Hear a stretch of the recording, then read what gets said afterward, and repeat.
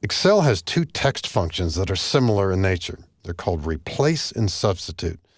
Both of them allow us to replace information. Replace is based on the concept of replacing information by position. Substitute is based on the concept of replacing information by content. In column A, we've got 4 entries here in cells A2 through A5. We'd like to replace the 5th character with an X. Now, we can replace multiple characters. We can replace one character with many. A few different variations here. Equal replace.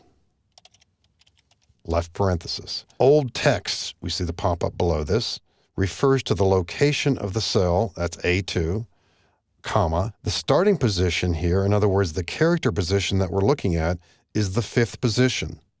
Now, we can replace 2 characters, 3 characters, 4 characters. We want to replace the dash there. If we wanted to replace the dash and the Q, we will put in the number 2 right now. If we simply want to replace one of those characters, and we do, it's the dash we want to replace, we'll put in 1, comma. And what do we want to replace that with? Within double quotes, our capital X. And as we press enter, we're about to see 5979XQE-36. And there it is.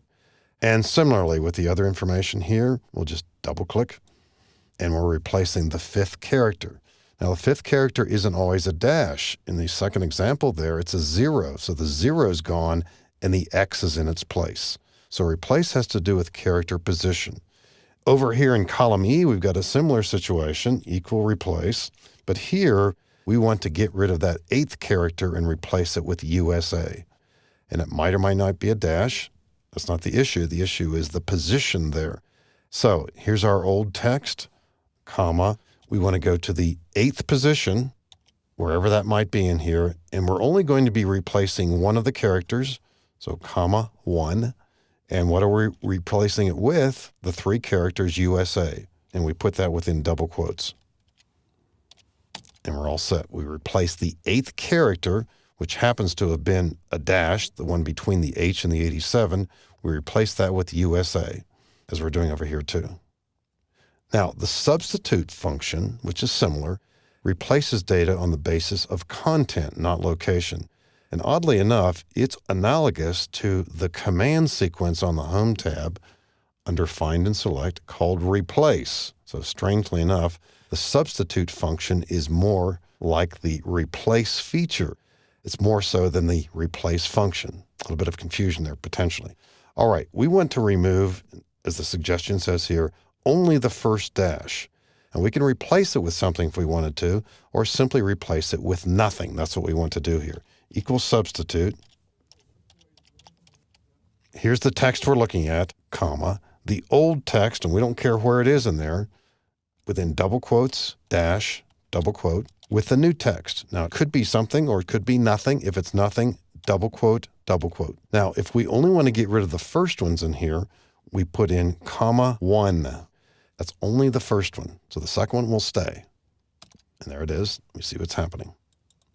If we'd like to remove all dashes, why not just copy this down here using the control key? Not quite there yet, but if it's all of these, we don't need to put in any argument here at the end. In other words, by leaving that empty, we're saying take all dashes there and replace them with nothing. You see what happens? Now, we could have done that with the replace command. I'll show you how. Highlight this, and so we wouldn't necessarily need to have done this, although it certainly wasn't wrong.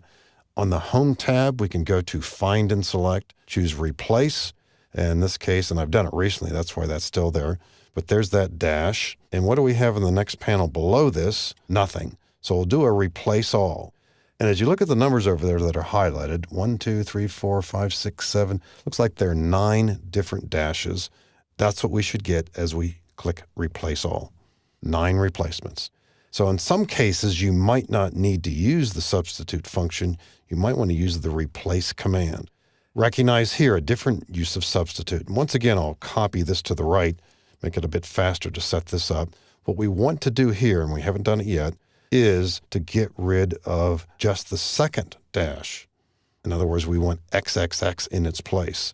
So we are replacing the dash here with, in this case, XXX. But we don't want to do it for the first occurrence. We want to do it for the second occurrence of dash in there. Complete that, you see what's happened. The second dash is gone, and as we double click, that's going to be true in all these cases here. Now notice on the third one here, we've got 3 dashes in there, and there the triple X appears between the DJ and the 59, because it's the second X. And sometimes, and once again, copy this downward, make some changes here. In this case here, let's say what we want to do is to replace the dashes there with underscore. And we want to do that for all of them, so we don't need any final argument here. We'll just get rid of the 2. And that's going to replace all the dashes there with underscore, no matter how many there might be. So with these various uses of substitute and replace, you can see how you can control the cleaning up, the alteration of data by either using replace, which allows us to remove information by location, or substitute based on content.